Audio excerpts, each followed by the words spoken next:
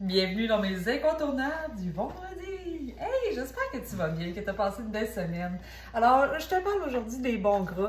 Tu sais, la petite pastille cute qui est là, hein? Elle est pas grosse, il faut l'utiliser à parcimonie, il faut vraiment le garder idéalement dans cette proportion-là pour pas que ça s'accumule ici. On veut que notre corps l'utilise à bon escient et non pas qu'il le stocke. Fait que donc, comment qu'on fait ça? Comment ça marche, le bon gras? C'est quoi, justement? Fait que je t'explique c'est quoi. Dans le fond, ton corps a deux sources d'énergie, seulement deux. Les glucides et les lipides. Les gras et les sucres. Fait que donc, ton glucide, c'est l'énergie qui est plus court terme. Les gras, c'est l'énergie qui est plus long terme. Fait que c'est pour ça que tu veux en avoir tout le temps un peu à chacun de tes repas et dans tes collations. Parce que tu veux avoir une énergie soutenue, des glucides, des bons gras, des glucides, des bons gras, des glucides, des bons gras, avec des protéines et des légumes, bien entendu. Mais tu veux avoir cette douce vague-là pour avoir de l'énergie toute la journée. Puis peut-être que justement, si tu es en manque d'énergie, bien peut-être que tu es en manque de glucides, ou peut-être que tu as trop de glucides, ou peut-être que tu es en manque de bons gras, ce qui est plutôt rare, ou tu es en surplus de bons gras. Fait que ça arrive plus souvent. Et quelquefois, ben, tu sais, too much is too much. Là. Ton corps a besoin de cette petite pastille-là. S'il y en a trop, ça déborde. On veut pas ça. Fait que comment qu'on fait là, pour regarder ça? C'est quoi nos choix qu'on peut avoir à l'épicerie? Comment qu'on peut mieux cuisiner? Il y a plusieurs façons. C'est ça que je vais faire là aujourd'hui, justement. Fait que donc, ce qu'on veut faire, c'est qu'à chaque fois que tu vas faire un choix à l'épicerie et que tu as une version moins grasse, je t'invite à la faire. Donc, que ça soit pour acheter ta viande, donc acheter de la viande extra maigre, d'acheter tes cannes, ton canage, exemple, tu vas acheter de la crème de brocoli, bien, à ce moment-là, choisis la version moins grasse. Parce que le gras, tu vas le retrouver dans ta cuisson, tu vas le retrouver dans tes vinaigrettes, tu vas le retrouver dans tes noix, tu vas le retrouver dans plein de choses. Fait que donc, tu n'en as pas besoin lorsque tu achètes le produit parce que ce que tu vas utiliser autour va en avoir du bon gras. Fait que tous tes choix, tes futurs choix, je t'inviterais vraiment à vérifier les étiquettes nutritionnelles ou les étiquettes sur le contenant pour que tu puisses prendre le moins gras.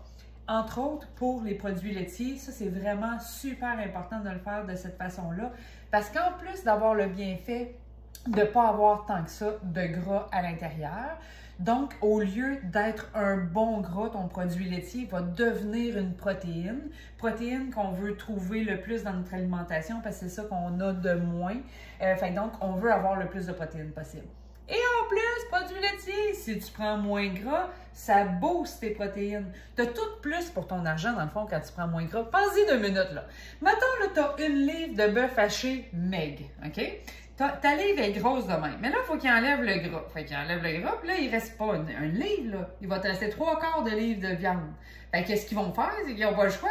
Il faut qu'ils rajoutent de la viande parce qu'il faut tout que ça soit moins maigre, cette affaire-là. T'en as plus pour ton argent, fait que je te fais économiser. C'est la même affaire pour le yogourt, la même affaire pour le lait, c'est la même affaire pour tous les produits laitiers. Fait que si tu prends moins gras, à ce moment-là, tu boostes en protéines. Donc, ça devient une super de belle collation. Et si finalement tu décides de prendre ton yogourt 13 % ou ton lait 3,25 %, ben à ce moment-là, c'est ton bon gras. T'en as pas besoin de beaucoup. C'est ça l'affaire, c'est que tu as le choix entre un verre de lait Fairlife, tu peux l'acheter mauve aussi, là. Moi, il y avait juste 2 %. Fait que, mais sinon, le 1 %, c'est ce que je privilégie habituellement. Mais là, pour ta collation, là, par exemple, tu as le choix entre prendre du 1 % ou du 2 % à une tasse de lait avec un glucide, avec un petit fruit ou quelque chose comme ça. Collation parfaite, là, tu te claques un bon verre de lait. Y a-t-il pas de mieux que ça? C'est bon, ça, hein? Mais si tu prends du 3,25, ben à ce moment-là, tu vas avoir une demi-tasse de lait pour ta collation. Puis encore là, c'est plutôt utilisé comme un bon gras. Fait que c'est pas tant la collation idéale. Fait que je te recommanderais même de prendre autre chose que ton lait 3,25. Fait que tu comprends-tu juste le principe de faire des meilleurs choix à l'épicerie va faire que tu vas utiliser tes aliments d'une façon différente, mais pour optimiser ta santé. Tu te prives de rien, là. Tu le bois encore ton lait, tu prends encore ton yogourt, tu manges encore du fromage, tu gratines tes affaires, puis en plus, tu peux gratiner encore plus, parce que lorsque tu as du fromage à l'égro, ça devient une protéine. Je sais. Fait que bref, c'est quoi les bons gras? Comment on peut les retrouver dans notre alimentation? Pourquoi c'est si facile finalement? L'huile d'olive, c'est un bon gras. Là, c'est celle-là. D'habitude, c'est le noir que j'utilise avec le cheval, là, mais il n'avait plus. Fait que j'ai utilisé celle-là. Et elle est très bonne.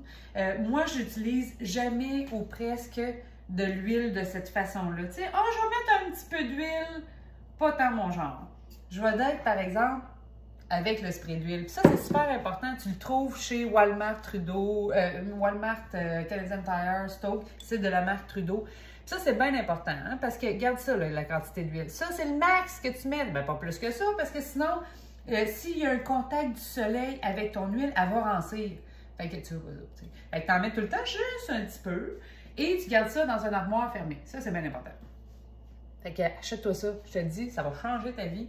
Tu vas goûter encore plus tes légumes, tous tes aliments vont être plus nutritifs. Tu vas diminuer le gras que tu vas utiliser. La petite pastille ici, tu vas rester une pastille, ça ne sera pas une pop de hockey. Voilà, le spray, vous l'aurez entendu dans les incontournables. Mais pour vrai, c'est vraiment super le fun. Et si j'avais à utiliser de l'huile, exemple, je veux faire des patates douces, et je veux les mettre au four sur une plaque. Je vais utiliser un petit peu d'huile, mais à ce moment-là, je vais le mettre dans une cuillère. Je ne vais pas juste mettre ça là, dans le fond là, de mes patates. Là. Fait que je vais mettre moins que qu'est-ce que je pense. Je mets tout le temps ça. Tout le temps moins que qu'est-ce que tu penses. Fait que tu te dis, ah, peut-être que ça va être une cuillère à thé à peu près d'huile que je vais mettre. Je vais essayer une demi-cuillère à thé. Tu mets ta demi-cuillère à thé, tu brasses, il en manque, t'en remets. Il en manque pas, oh! Tu viens d'économiser sur ta pastille. Voilà. Pas de gras, pas d'accumulation, pas de petites poignées d'amour, dans le fond, hein, quand tu calcules ça, ben simple. Qu'est-ce qui est des bons gras? Je te parlais des produits laitiers aussi tantôt. Lorsque tu prends des produits 1%, super bon, ça bosse en protéines, ce n'est pas considéré comme un bon gras. Si tu prends par exemple le 14%, ça en devient crème sûre, même affaire. Feta, ça reste un bon gras. Ils font moins de sel. C'est quoi? 33, moins de gras, 33% moins de gras. Et ça représente, c'est 4 grammes de gras. Ça reste quand même un bon gras parce que c'est plus gras que ce que tu vas avoir du fromage Allegro, par exemple, ou que tu vas avoir du fromage cottage. Fait que donc, à utiliser à parcimonie, ce n'est pas une protéine, c'est un bon gras. C'est bon? Mets-en dans ta salade si tu veux, là, il n'y a pas de problème. Mets une petite vinaigrette à la feta aussi, il n'y a aucun souci là-dessus. C'est juste, utilise pas, faut que tu mettes quelque chose d'autre comme protéine. Fait donc, soit du thon, soit du saumon, soit des œufs, soit du poulet, du bœuf, peu importe. Ce n'est pas une protéine, c'est un bon gras. Très bon gras, par exemple. Ça, ici. Dans le fond, tes produits laitiers, lorsqu'ils sont 15% de matière grasse et plus, c'est considéré comme un bon gras. Comme celle-là, par exemple, ça, elle est tellement mieux en tranche, de même, là, tellement mieux que les singles de Kraft, honnêtement. Bah, je te laisse lire les étiquettes, je te laisse en juger par toi-même. Ceux-là, c'est vraiment le choix que je fais. Puis il faut que ce soit écrit ici, là, combien de pourcents? 40% moins de gras que les autres de la marque Bracken Barrel. Fait que moi, j'utilise ça pour les enfants, leur faire des petits grilled cheese, leur mettre ça dans leur sandwich. Vraiment super bon. Honnêtement, il goûte bon. C'est juste bon. Ici, pour ce qui est du parmesan, bon gras, pas de protéines parce qu'il y a 20%, 28% de matière grasse. Très, très gras quand même, le parmesan. Fait qu'il est utilisé, mais juste à parcimonie un peu, juste pour donner du goût. Tu peux l'utiliser dans tes vinaigrettes. Il y a mille et une façons de l'utiliser, mais c'est un bon gras. Ce n'est pas une protéine. Ça, c'est pour les produits laitiers. Sinon, mayonnaise, c'est des bons gras. Idéalement, de l'acheter moins grasse, c'est toujours intéressant. Calorie-wise aussi. Il n'y a pas une grosse différence, honnêtement. Je ne suis pas une grande mangeuse de mayonnaise, là, mais en tout cas, apparemment que mes enfants ils disent qu'il n'y a pas de grande différence. Ou ils ne le voient pas, puis ils ne le savent pas. Fait que, mais bref, hein, moins gras, toujours bien important. Comme je te dis, tous les choix à l'épicerie, tout ce que tu peux, essaie-les de cette façon-là. Moi, je remplace la mayonnaise, comme vous le savez, avec ma tartinade de tofu, tartinade au hummus. Il y a aussi trempette aux épinards. Fait donc, tous ces produits-là, c'est des bons gras. C'est bon, là, mais c'est des bons gras à utiliser à parcimonie. Fait que tu peux l'utiliser comme trempette à légumes aussi en même temps, les deux, les trois même avec les épinards. Mais il ne va pas te claquer un bol au complet. C'est ben trop de gras. C'est ça l'affaire. Fait que tu fais juste m'en prendre 2 cuillères à soupe pour ta collation ou t'en mets dans ta sandwich au lieu de mettre ta mayo. Fait que tu as ton bon gras, puis en plus, c'est beaucoup plus protéiné que la mayonnaise. Fait que ça, c'est bon. Ensuite, vinaigrette. Calorie wise, ça sont vraiment bonnes, mes deux préférées, aux graines de pavot et César. Bien intéressant. Salade César, là, si tu manges ça pas chez vous, c'est toi qui le sais. C'est vraiment très gras, là. Ce que tu manges ça dans un restaurant, c'est pire qu'une poutine ou presque, là. Je sais pas, là, je n'ai jamais calculé les calories, là, mais honnêtement, parce que dans ta salade César, tu vas avoir de la vinaigrette qui va être extrêmement grasse si tu la prends au restaurant. Tu vas avoir du fromage extrêmement gras, tu vas avoir du bacon extrêmement gras et tu vas avoir des croûtons extrêmement gras. Fait que ça, là, vraiment, tu as l'impression... Et ton poulet, ben, que dire que ton poulet, on sait pas comment il est cuit, lui. Quand même, si tu prends du poulet qui n'est pas frit, déjà, c'est pas pire. Mais honnêtement, c'est pas le meilleur choix dans les restaurants. Mais pour revenir à la maison, ça, par exemple, c'est écœurant. Vraiment, moi, je les aime dans mon ceux-là. Et quelle quantité tu mets? Moins que qu'est-ce que tu pensais. Tu coupes ta salade en premier tout le temps, peu importe si ce soit César ou n'importe quoi. Tu coupes ta salade en premier, ça va faire du petit liquide. Tu rajoutes moins que qu'est-ce que tu pensais de ta vinaigrette. Et à ce moment-là, tu vas pouvoir goûter. Ça goûte, parfait, good! T'as économisé sur le gras, le bon gras, t'as gardé ta pastille. Si t'en manques, remets-en, c'est pas grave. Mais tu sais, joue avec ça un peu. Qu'est-ce qui est moins bon? Tu sais, celle-là, là, je te dis, là, une cuillère à soupe, c'est 45 calories, 3 grammes de gras. Celle-là, là, que vous aimez tant, je le sais, là, mes clientes, vous m'en parlez souvent. Tu sais, la bonne vinaigrette grecque, là, elle est super bonne. Mais si tu regardes les étiquettes nutritionnelles, pour 2 cuillères à soupe, donc c'est 2 fois qu'est-ce qu'il y a là-dedans, tu as 18 grammes de gras. Fait que donc, tu as 9 grammes de gras dans celui-là ou tu as 3 grammes de gras. Tu décides. C'est pas nécessairement mauvais, j'en ai dans le frigo. Fait que c'est pas nécessairement mauvais. Il faut juste savoir la quantité que tu vas utiliser. Peut-être celle-là, tu vas en mettre une vraie cuillère à soupe. Celle-là, peut-être que tu vas en mettre une cuillère à thé. Puis tu vas peut-être trouver ta salade qui est un peu plus plate. Libre à toi. Il n'y a pas de bon, de mauvais choix. C'est juste qu'il faut le savoir, tout simplement. Fait que, voilà. Ensuite, pour les noix et les graines, c'est des bons gras. Idéalement, dans un repas, je te dirais une cuillère à thé, c'est pas mal le maximum à mettre pour la quantité de bons gras. Tu peux le mettre dans ton gruyot, tu peux le mettre dans ton yogourt, tu peux le mettre dans tes céréales. Fait que ça, c'est vraiment bon. Moi, je les mélange tout le temps ensemble. Là, tu vois ici, là. Je fais comme des amandes effilées, des pacanes, des noix de Grenoble. Tout ça, je les mélange tout ensemble. Fait que, tu sais, quand je fais mon gruyot, je prends une cuillère à thé dans mon plat de noix mélangées. Je fais juste les prendre, là, puis je les concasse de même, là, puis je fais autre chose en attendant, écoute de la bonne musique. Je te concasse ça. Fait que comme ça, j'ai plein de bienfaits de plein de noix, plein de nutriments à l'intérieur, au lieu d'avoir juste des noix de Grenoble ou juste des noix de pacanes. Fait que moi, j'aime ça, la variété. Et c'est ça. Fait que là, j'ai mes noix. J'ai parlé ici, il y a les olives. C'est des bons gras. C'est des gras quand même. Tu sais, la bonne salade, là, faite, la salade grecque, là, comment t'appelles ça avec le fromage feta, les olives, toute la patente, là? En tout cas, c'est super bon, mais il y a beaucoup de gras parce que t'as ton feta qui est gras, t'as ton huile qui est grasse, t'as tes olives qui sont gras. Fait que, au moins, il y a des tomates, des concombres, là, tu sais, hein, mais il y a des oignons. Fait que c'est bon. C'est pas que c'est pas bon. C'est juste qu'il faut le manger en proportion. Fait que peut-être le prendre en entrée, ça peut être intéressant, autre que manger une salade grecque au complet. Fait que donc, moi, je le prends tout le temps réduit en sodium. Hein? S'il n'y a pas réduit en gras, moi, je le prends réduit en sodium. Je prends jamais l'original, moi, finalement. Voilà. Beurre, évidemment. Margarine.